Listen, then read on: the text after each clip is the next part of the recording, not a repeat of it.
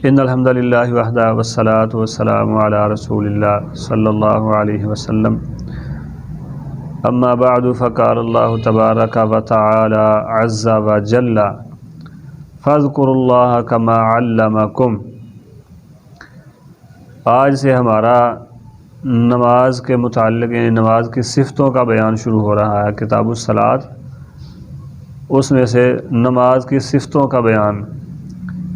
تو نماز اس طرح پڑھنی ہے جس طرح رسول اللہ صلی اللہ علیہ وسلم نے پڑھی ہے۔ جبریل علیہ السلام نے آ کر نبی علیہ السلام کو نماز کا طریقہ سکھایا تھا۔ جبریل علیہ السلام نے آ کر نبی صلی اللہ علیہ وسلم کو نماز کا طریقہ سکھایا تھا کہ اس طرح نماز پڑھنی ہے۔ اللہ رب العزت نے بھی حکم دیا ہے فاذکروا اللہ کما علمکم، جس طرح آپ کو نماز کا طریقہ سکھایا گیا ہے اس طرح نماز پڑھیں۔ صحیح بخاری کی حدیث ہے، رسول اللہ صلی اللہ علیہ وسلم نے فرمایا سلو کما رأیتمونی اصلی، نماز اس طرح پڑھو جس طرح مجھے پڑھتے ہوئے دیکھا ہے۔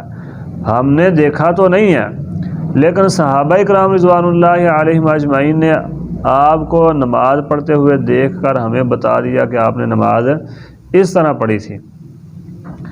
پھر نبی علیہ السلام کے پاس ایک صحابی جن کا نام خلاد بن رافع رضی اللہ عنہ ہے، وہ آئے آپ کے سامنے، انہوں نے تحیۃ المسجد جو ہے نا وہ 2 رکعتیں تحیۃ المسجد کی ادا کی، لیکن جلدی جلدی ادا کر کے آ کے نبی علیہ السلام کے پاس بیٹھ کے فرمایا ارجع فصلی فانک لم تصلی، واپس جا کے نماز پڑھ، تم نے صحیح نماز نہیں پڑھی۔ یہ حدیث بھی بخاری کی ہی حدیث ہے، حدیث نمبر 793، صحیح مسلم کی 397 نمبر حدیث۔ گئے پھر واپس آئے، نبی علیہ السلام نے پھر بھیج دیا، تیسری مرتبہ پھر گئے، پھر عرض کی اللہ کے نبی مجھے نماز کا طریقہ سکھا دیں۔ تو اصل میں وہ یہ کرتے تھے جلدی جلدی نماز پڑھ لیتے تھے، سنت کے مطابق نہیں پڑھتے تھے۔ تو نبی علیہ السلام نے فرمایا جاؤ جا کر نماز پڑھو، تم نے نماز پڑھی نہیں ہے، فإنک لم تصلی، تم نے پڑھی نہیں ہے۔ اسی طرح سیدنا حذیفہ بن یمان رضی اللہ عنہ نے ایک ساتھی کو دیکھا، وہ نماز پڑھ رہے تھے لیکن سنت کے مطابق نہیں پڑھ رہے تھے، جلدی جلدی، نہ رکوع مکمل، نہ سجدہ مکمل، نہ قیام صحیح طرح۔ تو سیدنا حذیفہ رضی اللہ عنہ نے پوچھا اس شخص کو تو کتنی دیر سے اس طرح نماز پڑھ رہا ہے؟ اس نے کہا جی مجھے 40 سال ہو گئے ہیں اسی طرح نماز پڑھتے۔ تو سیدنا حذیفہ رضی اللہ عنہ نے فرمایا تم نے 40 سالوں میں ایک بھی نماز نہیں پڑھی۔ یہ روایت بھی بخاری میں موجود ہے، حدیث نمبر 791، مسند احمد میں بھی حدیث موجود ہے۔ 40 سال ہو گئے اسے نماز پڑھتے ہوئے۔ سیدنا حذیفہ نے فرمایا تو نے ایک بھی نماز اس طرح نہیں پڑھی جس طرح رسول اللہ صلی اللہ علیہ وسلم کی سنت ہے۔ وجہ کیا تھی؟ وہ سنت کے خلاف پڑھ رہا تھا۔ قیامت والے دن بھی سب سے پہلا سوال جو ہے وہ نماز کے متعلق ہوگا۔ نبی علیہ السلام نے فرمایا جس کی نماز درست ہوئی سمجھ لو اس کے دوسرے کام جو ہے نا وہ معاملات بھی آسان ہو جائیں گے، دوسرے سوالات میں بھی وہ کامیاب اور کامران ہو جائے گا۔ اور جس کا نماز والا عمل ہی درست نہ ہوا تو دوسرے اعمال میں بھی جو ہے نا وہ سختی کا شکار ہو جائے گا۔ کہتے ہیں نا پہلا سوال امتحان میں آتا ہے، پہلا سوال لازمی ہے۔ تو یوں سمجھ لیں کہ قیامت والے دن بھی نماز کا پہلا سوال لازمی ہے، جس نے وہ کر دیا حل اس کے باقی بھی انشاءاللہ آسانی سے حل ہو جائیں گے۔ تو اب چلتے ہیں ہم نماز کے طریقے کی طرف۔ نماز کا طریقہ جو ہے اس کا آغاز اللہ اکبر سے ہے، اس کا آغاز اللہ اکبر سے ہے۔ سنن نبی داود میں حدیث موجود ہے، نبی صلی اللہ علیہ وسلم نے فرمایا نماز کا حرام ہونا، نماز کا یعنی نماز کے دوران جو چیزیں حرام ہو جاتی ہیں وہ تکبیر سے ہے۔ جب تم تکبیر کہہ لیتے ہو نماز کے لیے، پھر نماز کے علاوہ جو دوسرے معاملات ہیں وہ تمہارے اوپر حرام ہو گئے ہیں۔ آپس میں باتیں کرنا، بے جا فضول حرکتیں کرنا، ادھر ادھر دیکھنا، آگے پیچھے اوپر نیچے دیکھنا، یہ ساری باتیں ہیں دنیا کے معاملات، یہ سب باتیں جب ہم نماز کے لیے اللہ اکبر کہہ دیتے ہیں سب حرام ہو جاتے ہیں۔ اسی طرح نبی صلی اللہ علیہ وسلم نے اسی حدیث میں سنن نبی داود کی حدیث میں ہی فرمایا کہ حلال ہونا سلام ہی سے ہے، یعنی جب سلام پھیر لیتے ہیں تو باقی ساری چیزیں پھر حلال ہو جاتی ہیں۔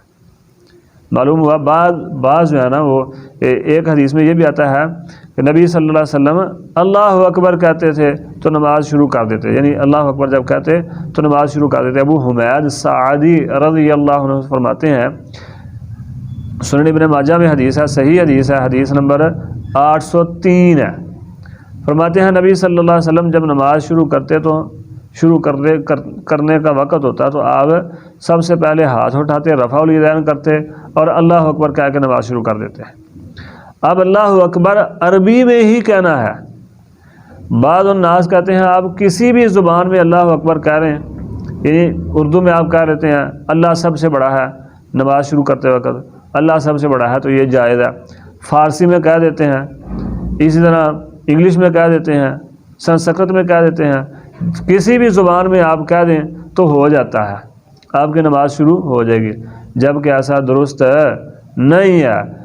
اسلام میں کہیں بھی نبی صلی اللہ علیہ وسلم کی سنت میں کہیں بھی ایسا جو ہے نا وہ جواز کی کوئی بھی دلیل نہیں ملتی کہ آپ نے یا صحابہ نے ایسا کیا ہوگا کسی بھی زبان میں اللہ اکبر کہہ لیا ہو، یعنی عربی میں اللہ اکبر کا جو ترجمہ کسی زبان میں بنتا ہے وہ کہہ کے نماز شروع کر لی ہو، اللہ اکبر ہی کہنا ہے۔ ابو حمید سعدی رضی اللہ عنہ فرماتے ہیں اللہ اکبر کہتے تھے۔ اب نماز میں قیام، سب سے بہترین طریقہ یہ ہے کہ انسان کھڑے ہو کر نماز پڑھے، سب سے بہترین طریقہ یہ ہے کہ نماز انسان کھڑے ہو کر پڑھے۔ اللہ رب العزت کا حکم بھی ہے سورۃ البقرہ میں، فرمایا وَقُومُوا لِلَّهِ قَانِتِينَ، وَقُومُوا لِلَّهِ قَانِتِينَ، فرمایا وَقُومُوا لِلَّهِ قَانِتِينَ، اللہ کے لیے فرما بردار ہو کر کھڑے ہو جاؤ، یہ اللہ رب العزت کا حکم ہے۔ رسول اللہ صلی اللہ علیہ وسلم نے فرمایا جب طاقت ہو اندر، ہمت ہو کھڑے ہونے کی تو کھڑے ہو کر نماز پڑھو، یہ حدیث بخاری کی ہی ہے، حدیث نمبر 1117 صحیح بخاری میں حدیث موجود ہے۔ فرمایا کھڑے ہو کر نماز پڑھو، اگر کھڑے ہونے کی ہمت نہیں ہے پھر بیٹھ کر نماز پڑھ لو، اگر بیٹھ کر پڑھنے کی بھی ہمت نہیں ہے پھر دائیں پہلو پر لیٹ کر نماز پڑھ لو۔ سب سے پہلا طریقہ کیا ہے؟ کھڑے ہو کر نماز پڑھنا۔ اگر انسان بیمار ہے کھڑا نہیں ہو سکتا بیٹھ کے پڑھ لے، رخصت ہے، اسلام سختی والا دین نہیں ہے۔ میں اکثر کہا کرتا ہوں اس بات سے ہم نے غلط مطلب لے لیا، بالکل دین جو ہے دین اسلام آسان دین ہے، لیکن اتنا بھی آسان نہیں جتنا ہم نے سمجھ لیا ہوا ہے۔ ہم کچھ بھی کر کے کہہ دیتے ہیں جی دین اتنا بھی مشکل نہیں جتنا مولویوں نے بنا دیا، پھر اتنا بھی آسان نہیں جتنا ہم نے سمجھ لیا ہوا ہے۔ نبی صلی اللہ علیہ وسلم نے رخصت دے دی، اگر کھڑے ہو کر نہیں پڑھ سکتے بیٹھ کر پڑھ لو، بیٹھ کر نہیں پڑھ سکتے لیٹ کر پڑھ لو، پڑھنی ضرور ہے جیسے بھی پڑھو، لیکن ساتھ یہ بھی یاد رکھیں کہ اگر ہمت ہے، کیوں فَإِن لَمْ يَسْتَطِعْ فَقَاعِدٌ، اگر طاقت نہیں ہے تو بیٹھ کر پڑھ لو، فَإِن لَمْ يَسْتَطِعْ کے لفظ ہے، اگر تمہارے اندر ہمت نہیں ہے، جسم جو ہے وہ اجازت نہیں دیتا کھڑے ہونے کی، پھر بیٹھ کر پڑھ لو، ایسے ہی بیٹھ کر پڑھتے رہنا یہ اچھی عادت نہیں ہے، نبی صلی اللہ علیہ وسلم کا طریقہ نہیں ہے۔ اب تکبیر کہہ لیا، رفع الیدین کرنا ہے۔ ایک بات یہاں یہ بھی یاد رکھیں، سنن ابن ماجہ میں حدیث موجود ہے، اس حدیث کے مطابق آپ پہلے تکبیر کہہ لیں بعد میں رفع الیدین کر لیں، پہلے تکبیر کہہ لیں یعنی پہلے اللہ اکبر کریں بعد میں رفع الیدین کر کے سینے پر ہاتھ باندھیں، یہ بھی جائز ہے۔ آپ پہلے رفع الیدین کر لیں بعد میں اللہ اکبر کہہ لیں، یہ بھی جائز ہے۔ آپ اللہ اکبر اور رفع الیدین دونوں اکٹھا کر لیں، یہ بھی جائز ہے، تینوں طریقے جائز ہیں۔ پھر رفع الیدین کرنا بے شمار حدیث میں موجود ہے کہ نبی صلی اللہ علیہ وسلم جب نماز شروع کرتے، رکوع میں جاتے، رکوع سے اٹھتے اور تیسری رکعت شروع کرتے تب رفع الیدین کیا کرتے تھے، دوسری رکعت شروع کرتے ہوئے اور چوتھی رکعت شروع کرتے ہوئے رفع الیدین نہیں کرنا۔ امام بخاری رحمہ اللہ نے باقاعدہ طور پر ایک کتاب لکھی ہے جز رفع الیدین، جس میں رفع الیدین کے متعلق احادیث ہیں۔ بعض الناس کہتے ہیں رفع الیدین یہ شروع میں جب اسلام کے شروع میں نماز فرض ہوئی تھی یہ تب تھا رفع الیدین، اس لیے کہ لوگ بغلوں میں بوتل آتے تھے تو آپ نے کہا رفع الیدین کرو تاکہ بوتل ان کے گر جائیں۔ کوئی بھی ایسی روایت نہیں ہے جس میں یہ ہو کہ نبی صلی اللہ علیہ وسلم نے آغاز میں فرمایا ہو رفع الیدین کرنا، بعد میں نہیں کرنا۔ پہلی بات تو یہ ہے کہ رفع الیدین اگر آپ کہیں کہ یہ مکے کی بات ہے تو مکے میں تو سارے یا مسلمان تھے یا مشرک تھے۔ مشرک کو کیا ضرورت تھی وہ نبی صلی اللہ علیہ وسلم کے پیچھے آ کے نماز پڑھے اور وہ بت لے کر آئے؟ بات سمجھ آئیے؟ پھر نبی صلی اللہ علیہ وسلم مدینے تشریف لائے، وہاں منافق تھے اور مسلمان تھے۔ اب آپ کہیں کہ منافق بغلوں میں بت لاتے تھے تو یہ بات سمجھ نہیں آتی، کیونکہ وہ تو اسلام کا لبادہ اڑے ہوئے تھے، وہ تو اسلام کا لبادہ اڑے ہوئے تھے۔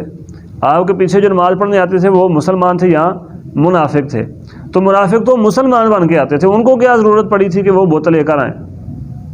تو یہ ایسے ہی بالکل فضول سی بات ہے، کوئی ایسی دلیل موجود نہیں ہے کہ اسلام کے شروع میں یا آگے پیچھے کو بوتل آتے ہوں بغلوں میں، بس اپنے پاس سے بنائی ہوئی ہے۔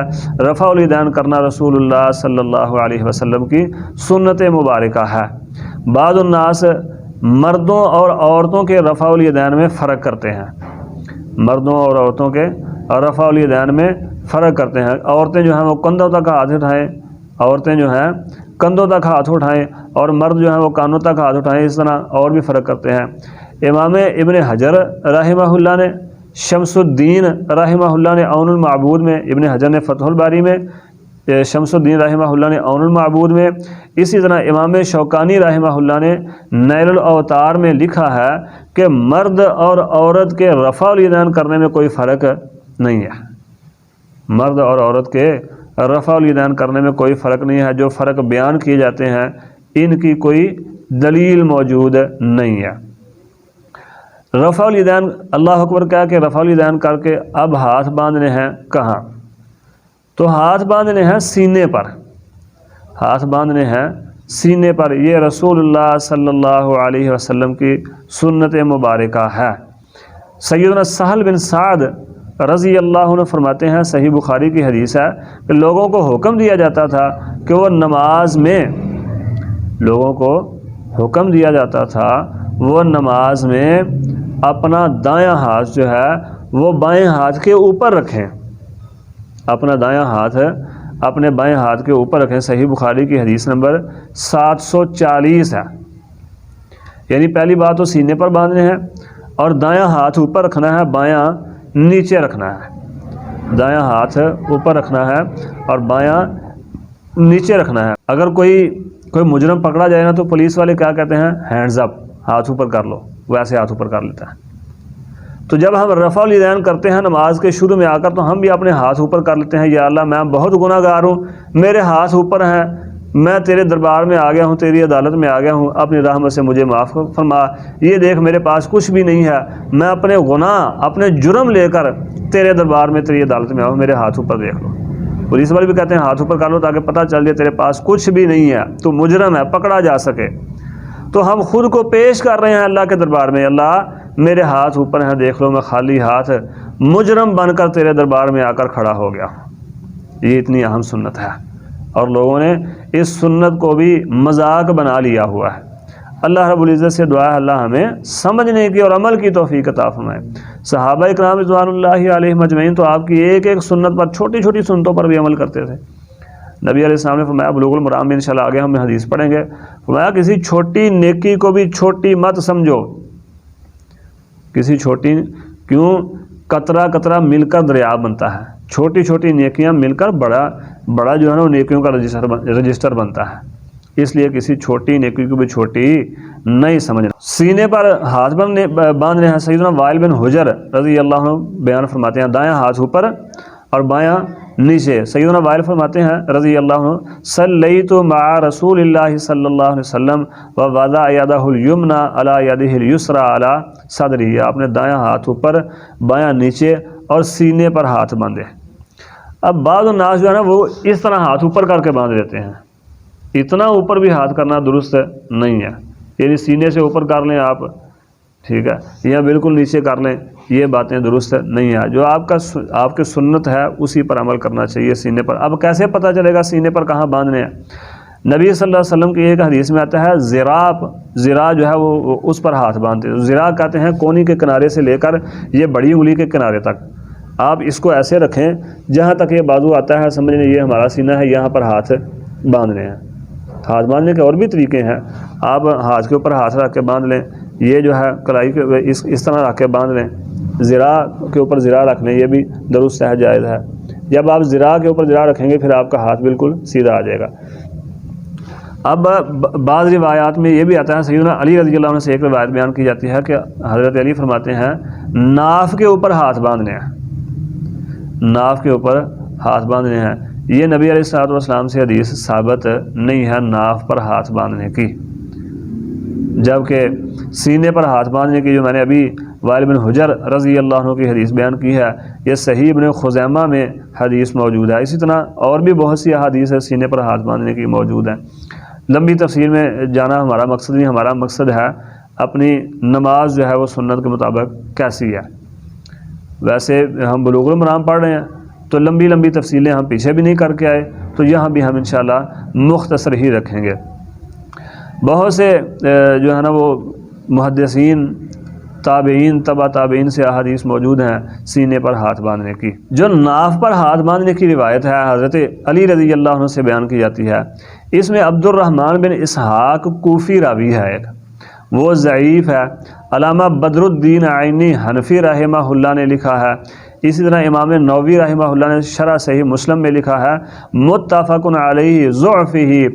اس حدیث کے یعنی حضرت علی سے جو حدیث ناف پر ہاتھ باندھنے کی بیان کی جاتی ہے, اس حدیث کے ضعیف ہونے میں ہر کوئی اس پر متفق ہے کہ یہ حدیث ضعیف ہے, نبی علیہ الصلوۃ والسلام سے ثابت نہیں ہے. اسی طرح عبد الحی لکھنوی حنفی رحمہ اللہ انہوں نے ہدایہ کے جو نا حاشیہ لگایا اس میں بھی لکھا ہے کہ یہ حدیث سے ثابت نہیں ہے. اسی طرح شیخ ابن حمام حنفی رحمہ اللہ نے فتح القدیر شرح ہدایہ میں لکھا. اسی طرح ابن نجیم حنفی رحمہ اللہ نے کنز الدقائق کی جو ہے نا شرح میں لکھا کہ یہ حدیث ثابت نہیں ہے. اسی طرح علامہ ابن حاج رحمہ اللہ نے بھی لکھا کہ یہ حدیث جو ناف پر ہاتھ باندھنے کی ہے یہ رسول اللہ صلی اللہ علیہ وسلم سے ثابت نہیں ہے. جب آپ سینے پر ہاتھ باندھ لیتے پھر دعا پڑھتے, کچھ دیر خاموش رہتے تو صحابہ نے عرض کی اللہ کے نبی سینے پر ہاتھ باندھنے کے بعد قرات یعنی فاتحۃ الکتاب پڑھنے سے پہلے آپ کچھ دیر خاموش رہتے ہیں تو کیا پڑھتے ہیں؟ تو نبی علیہ السلام نے بتایا کہ میں یہ دعائیں پڑھتا ہوں. وہ دعائیں احادیث کی کتابوں میں موجود ہیں, ہمیں بما ترجمہ ان کو یاد کرنا چاہیے, ہمیں بما ترجمہ انہیں یاد کرنا چاہیے. اس کے بعد پھر قرات شروع ہوتی ہے تو سب سے پہلے اعوذ باللہ من الشیطان الرجیم پڑھنا, اعوذ باللہ من الشیطان الرجیم پڑھ لیں, یا اعوذ باللہ السمیع العلیم من الشیطان الرجیم من حمزہ ونفخہ ونفثہ, یہ پڑھ لیں. نفثہ دونوں ہی جائز ہیں, دونوں طرح ٹھیک ہے. یہ جو اعوذ باللہ السمیع العلیم من الشیطان الرجیم ہے یہ سنن ابی داود کی حدیث ہے, اور اعوذ باللہ من الشیطان الرجیم بخاری میں حدیث موجود ہے. اس کے بعد اعوذ باللہ پڑھنے کے بعد بسم اللہ پڑھنا, اعوذ باللہ پڑھنے کے بعد بسم اللہ پڑھنا. بسم اللہ بلند آواز سے بھی پڑھی جا سکتی ہے, آہستہ آواز سے بھی پڑھی جا سکتی ہے, دونوں طرح جائز ہے. یہ بھی یاد رکھیں کہ بعض روایات کے مطابق جیسا کہ سیدنا انس رضی اللہ عنہ فرماتے ہیں, ان کی حدیث کے مطابق ہر سورت کی پہلی آیت جو ہے وہ بسم اللہ ہے, ہر سورت کی پہلی آیت بسم اللہ ہے. ایک روایت میں آتا ہے شعب الایمان میں امام بہقی رحمہ اللہ نے لکھا ہے کہ صحابی فرماتے ہیں جب تک بسم اللہ نازل نہیں ہوتی تھی تب تک ہمیں پتہ نہیں چلتا تھا کہ یہ نئی سورت شروع ہو گئی ہے. جب بسم اللہ نازل ہوتی تو ہم سمجھ جاتے کہ یہاں سے اب نئی سورت شروع ہو رہی ہے. تو یہ ہر سورت کی پہلی آیت بھی ہے. ہر سورت نمل میں بسم اللہ 2 مرتبہ, ایک مرتبہ شروع میں, ایک مرتبہ آگے آتی ہے. اس کے بعد سورت فاتحہ پڑھنی ہے. سیدنا ابو ہریرہ رضی اللہ عنہ سے مروی ہے کہ نبی صلی اللہ علیہ وسلم نے فرمایا لا صلاۃ لمن لم یقرأ بفاتحۃ الکتاب, سورت فاتحہ کے بغیر نماز ہی نہیں ہے. جو شخص نماز میں سورت فاتحہ نہیں پڑھتا اس کی نماز نہیں ہے. ایک روایت میں آتا ہے اس کی نماز ناقص ہے. تو فرمایا نماز اس نے پڑھ لی ہے فہی خداج, یہ کسی کام کی نہیں ہے جس نے سورۃ الفاتحہ نہیں پڑھی. تو سورۃ الفاتحہ امام ہے یا مقتدی ہے، اکیلا ہے یا جماعت کے ساتھ ہے، جیسے بھی ہے، ہر رکعت میں سورۃ الفاتحہ پڑھنا ضروری ہے۔ سیدنا ابو ہریرہ رضی اللہ عنہ نے عرض کی، اللہ کے نبی اگر میں امام کے ساتھ ہوں پھر کیسے پڑھوں؟ حکم تو یہ ہے کہ جب امام قرات کر رہا ہو تو خاموشی سے سننا ہے، جب ہم امام کے ساتھ ہیں تب کیسے پڑھیں؟ نبی علیہ السلام نے فرمایا پھر اپنے دل میں پڑھ لے، پڑھنی پھر بھی ہے، معافی پھر بھی نہیں، امام کے ساتھ بھی ہے، پڑھنی پھر بھی ہے، معافی نہیں ہے، لیکن پڑھنی ضرور ہے۔ ایک دن نبی علیہ السلام نے سیدنا عبادہ بن صامت رضی اللہ عنہ فرماتے ہیں، صحیح ابن حبان میں حدیث موجود ہے، مسند احمد میں حدیث ہے، صحیح ابن حبان کی 1785 نمبر حدیث ہے، اسی طرح مسند احمد کی 23,047 نمبر حدیث ہے۔ فرماتے ہیں کہ نبی صلی اللہ علیہ وسلم نے صبح کی نماز پڑھائی اور قرات کرنا آپ کے لیے مشکل ہو گیا۔ نماز کے بعد آپ نے فرمایا، مجھے ایسے لگتا ہے جیسے تم امام کے ساتھ قرات کرتے ہو، پڑھتے ہو۔ صحابہ نے عرض کی، جی اللہ کے نبی ہم پڑھتے ہیں۔ نبی علیہ السلام نے فرمایا پھر کچھ بھی نہ پڑھا کرو، فلا تفعلوا الا بام الکتاب، فلا تفعلوا الا بام الکتاب، پھر کچھ بھی نہ پڑھا کرو سوائے فاتحہ کے ام الکتاب کے، فإنہ لا صلاۃ لمن لم یقرأ بها، جس نے یہ نہ پڑھی یعنی سورۃ فاتحہ نہ پڑھی اس کی نماز نہیں ہے۔ اندازہ کریں کہ جس نبی علیہ السلام نے فرمایا کچھ بھی نہ پڑھا کرو لیکن فاتحہ پڑھا کرو، کیوں؟ اس لیے کہ اس کے بغیر نماز نہیں ہے۔ ایک بات یہاں اور بھی معلوم ہوئی ہے، وہ یہ ہے کہ نبی صلی اللہ علیہ وسلم جب فارغ ہوئے نماز سے، صحابی فرماتے ہیں عبادہ بن صامت آپ کے لیے نماز کی قرات مشکل ہوگی ہمیں، تو نبی علیہ السلام نے نماز پڑھنے کے بعد پوچھا کہ مجھے ایسے لگتا ہے جیسے تم پڑھتے ہو، امام کے ساتھ ساتھ قرات کرتے ہو۔ بعض الناس جو یہ کہتے ہیں کہ رسول اللہ صلی اللہ علیہ وسلم علم غیب جانتے ہیں، اگر آپ غیب جانتے ہوتے پھر پوچھتے نا، پھر سیدھا کہہ دیتے کہ تم پیچھے پڑھتے ہو، پیچھے کچھ بھی نہ پڑھا کرو سوائے فاتحہ کے۔ نبی علیہ السلام کا یہ پوچھنا کہ مجھے لگتا ہے جیسے تم پڑھتے ہو، صحابہ کا یہ کہنا جی اللہ کے نبی ہم پڑھتے ہیں، اس سے معلوم ہوا نبی صلی اللہ علیہ وسلم علم غیب نہیں جانتے تھے۔ جو یہ کہتے ہیں کہ نبی صلی اللہ علیہ وسلم علم غیب جانتے تھے، ان کا عقیدہ کتاب و سنت کے خلاف ہے۔ نبی صلی اللہ علیہ وسلم کی بہت سی قرآن کی آیات بھی موجود ہیں، اس پر احادیث بھی بے شمار موجود ہیں۔ اللہ ہمیں سمجھنے کی اور عمل کی توفیق عطا فرمائے۔ قرات سورۃ الفاتحہ مکمل کرنے کے بعد غیر المغضوب علیہم ولا الضالین پر آمین کہنا، ولا الضالین پر آمین کہنا، اس کی بھی فضیلت نبی صلی اللہ علیہ وسلم نے فرمایا جس کی آمین فرشتوں کی آمین کے مطابق ہو گئی، اللہ رب العزت اس کے گناہ معاف فرما دیں گے۔ اب آمین پر بھی جو ہے نا وہ بہت سا تماشا کھڑا کیا جاتا ہے، حالانکہ یہ رسول اللہ صلی اللہ علیہ وسلم کی سنت ہے، کسی اور امت کو اللہ نے یہ نہیں سکھایا آمین۔ صحیح ابن خزیمہ میں حدیث موجود ہے، رسول اللہ صلی اللہ علیہ وسلم نے فرمایا یہودی ہماری دو باتوں سے چڑ کرتے ہیں، ہمارے کسی کام سے انہیں کوئی چڑ نہیں ہے سوائے دو کاموں کے، ان میں سے ایک ہے آپس میں السلام علیکم ورحمۃ اللہ وبرکاتہ کہنا۔ جب ہم آپس میں السلام علیکم ورحمۃ اللہ کہتے ہیں تو انہیں چڑ ہوتی ہے۔ دوسرا آمین، جب ہم آمین کہتے ہیں پھر بھی وہ چڑھتے ہیں۔ اللہ رب العزت ہمارے ان بھائیوں کی اصلاح فرمائے جو غیر المغضوب علیہم ولا الضالین پر آمین کہنے سے چڑھتے ہیں۔ یہ اتنا اہم عمل ہے کہ نبی صلی اللہ علیہ وسلم نے فرمایا جب اذا قال الامام غیر المغضوب علیہم ولا الضالین فقولوا آمین، صحیح بخاری کی حدیث نمبر ہے 782، صحیح مسلم کے اندر بھی حدیث 410 نمبر حدیث موجود ہے۔ کیا فرمایا؟ اذا قال الامام غیر المغضوب علیہم ولا الضالین، جب امام غیر المغضوب علیہم ولا الضالین کہے تو تم فقولوا آمین، تم آمین کہو۔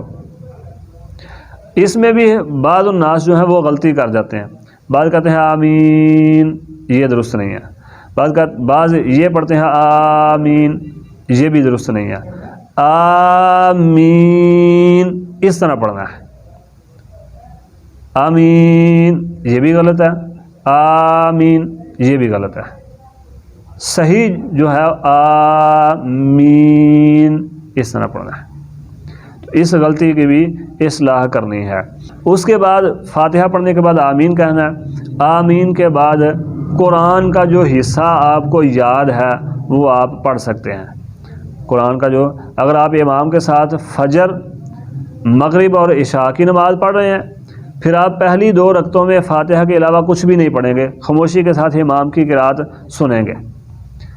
اس کے علاوہ ظہر، عصر اور مغرب کی تیسری رکعت، عشاء کی تیسری اور چوتھی رکعت میں آپ فاتحہ کے بعد کچھ پڑھنا چاہیں تو پڑھ سکتے ہیں، اگر وقت مل جائے تو کچھ پڑھ سکتے ہیں، اس میں کوئی حرج نہیں۔ بعض الناس یہ کہتے ہیں کہ جو ہے نا ظہر کی تیسری اور چوتھی، عصر کی تیسری اور چوتھی، مغرب کی تیسری اور عشاء کی تیسری اور چوتھی رکعت میں فاتحہ کے علاوہ کچھ بھی نہیں پڑھنا، جبکہ ایسا نہیں ہے۔ صحیح مسلم میں حدیث موجود ہے، صحابی فرماتے ہیں ہم ظہر اور عصر کی نماز کا اندازہ، آپ کی نماز کے لمبا ہونے کا اندازہ اس طرح لگاتے تھے کہ ایک شخص پہلی رکعت میں فاتحہ کے بعد سورۃ حامیم، سورۃ سجدہ کی تلاوت کر لیتا تو آپ کی پہلی رکعت اتنی لمبی ہوتی، دوسری رکعت میں سورۃ سجدہ آدھی پڑھ لیتے تو اتنی لمبی ہوتی، تیسری رکعت آدھی سے بھی آدھی پڑھ لیتا تو اتنی لمبی آپ پڑھاتے، چوتھی رکعت اس سے بھی آدھی پڑھتے تو اتنی آپ کی نماز جو ہے ظہر اور عصر کی لمبی ہوتی، چوتھی رکعت آپ کی۔ تو اس سے معلوم ہوتا ہے سورۃ فاتحہ کے علاوہ بھی آپ کچھ پڑھتے تھے۔ صرف سورۃ فاتحہ پڑھنا، یہ کہنا کہ صرف پڑھ ہی یہ سکتے ہیں اور کچھ نہیں پڑھ سکتے، یہ غلط ہے، نبی صلی اللہ علیہ وسلم سے ثابت ہے۔ فاتحہ کے بعد آپ ایک رکعت میں ایک ہی آیت بار بار بھی پڑھ سکتے ہیں، یہ بھی جائز ہے۔ صحابی فرماتے ہیں میں نے تہجد کی نماز نبی صلی اللہ علیہ وسلم کے ساتھ پڑھی تو آپ ایک ہی آیت کو بار بار پڑھ رہے تھے۔ ایک ہی آیت کو بار بار بھی پڑھا جا سکتا ہے۔ صحابی فرماتے ہیں میں نے ایک دن تہجد کی نماز آپ کے ساتھ پڑھی تو آپ ایک ہی آیت کو بار بار پڑھ رہے تھے، ایسا بھی جائز ہے۔ ایک ہی رکعت میں متعدد صورتیں پڑھنا یہ بھی جائز ہے۔ سیدنا حذیفہ رضی اللہ عنہ فرماتے ہیں میں نے ایک دن نبی علیہ السلام کے ساتھ نماز تہجد ادا کی، آپ نے سورۃ البقرہ، سورۃ آل عمران اور سورۃ النساء، یہ تینوں صورتیں ایک ہی رکعت میں پڑھی۔ سورۃ البقرہ، سورۃ آل عمران اور سورۃ النساء، یہ صورتیں آپ نے ایک رکعت میں ادا کی۔ اسی طرح ایک ہی رکعت میں آپ سورت شروع کرتے ہیں لیکن اختتام سے پہلے بھی چھوڑ دیں تو یہ بھی جائز ہے، جیسا کہ سیدنا عبداللہ بن صائب رضی اللہ عنہ فرماتے ہیں میں نے ایک دن نبی صلی اللہ علیہ وسلم کے ساتھ نماز فجر ادا کی تو سورۃ المؤمنون آپ نے شروع کی، تو کچھ آگے جا کر موسیٰ علیہ السلام، ہارون یا عیسیٰ علیہ السلام کا ذکر آیا تو نبی صلی اللہ علیہ وسلم کو کھانسی آ گئی، آپ نے وہیں پر قرات ختم کر کے رکوع کر لیا۔ آپ کچھ حصہ بھی پڑھ سکتے ہیں، ایک آیت بھی بار بار پڑھ سکتے ہیں، دونوں رکعتوں میں ایک ہی صورت بھی پڑھ سکتے ہیں۔ یہ آپ کی ایسی سنت ہے جس سے ہم اکثر غافل ہیں۔ سنن ابی داؤد میں حدیث ہے، نبی صلی اللہ علیہ وسلم صحابی فرماتے ہیں نبی صلی اللہ علیہ وسلم نماز پڑھائی صبح کی، اور دونوں رکعتوں میں، صبح کی نماز کی دونوں رکعتوں میں اذا زلزلت الارض زلزالہا، یہ صورت نبی صلی اللہ علیہ وسلم نے پڑھی۔ دونوں رکعتوں میں یہ صورت نبی صلی اللہ علیہ وسلم نے اذا زلزلت الارض یعنی صورت زلزال دونوں رکعتوں میں پڑھی۔ ایک روایت میں یہ بھی آتا ہے کہ آپ کبھی کبھی پڑھ لیا کرتے تھے دونوں رکعتوں میں، کبھی کبھی فجر کی نماز میں دونوں رکعتوں میں صورت زلزال پڑھ لیا کرتے تھے۔ اکثر ہم نبی صلی اللہ علیہ وسلم کی اس سنت سے غافل ہیں۔ آپ دیکھ لیں الا ماشاءاللہ شاید کسی مسجد میں ایسا ہوتا ہو کہ قاری صاحب یا امام صاحب صورت زلزال دونوں رکعتوں میں پڑھاتے ہوں، حالانکہ بڑی اہم صورت ہے، یہ قیامت کا منظر بیان کرنے والی صورت ہے۔ اگر کوئی قیامت کی آمد کی ہولناکی جاننا چاہتا ہے تو اس صورت کی تلاوت کر لے، اتنی یہ اہم صورت ہے قیامت کے منظر کے متعلق۔ اللہ رب العزت سے دعا ہے اللہ ہمیں سمجھنے کی اور عمل کی توفیق عطا فرمائے۔ باقی انشاءاللہ یہیں سے کل پڑھیں گے۔ اللہ ہمیں اپنی نمازیں سنت کے مطابق بنانے کی توفیق عطا فرمائے، آمین۔ سبحانک اللہم و بحمدک، اشہد ان لا الہ الا انت، استغفرک و اتوب الیک۔